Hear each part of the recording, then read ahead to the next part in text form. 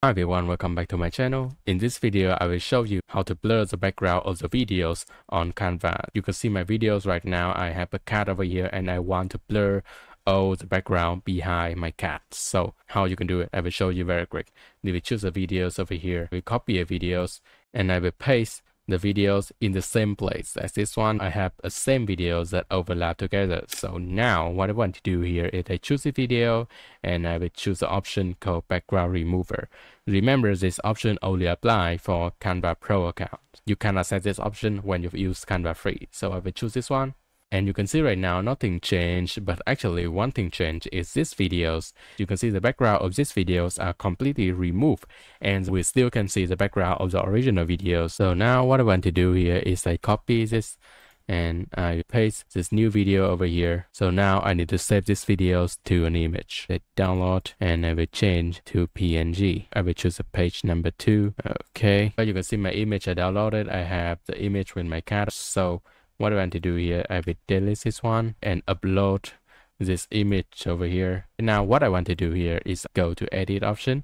I will go to Magic Studio and I will choose Magic Grab. I need to grab my cat out of my image. So I will choose this one. I will choose grab.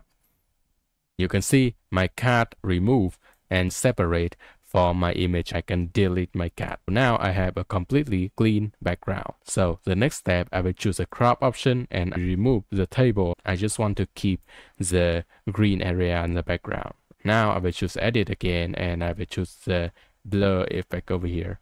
I will increase the intensity to make the background blur like this. After finish, I will choose close and now I will have a beautiful blur background. So I will need to copy the image. I will come back to my original videos and I paste this image here.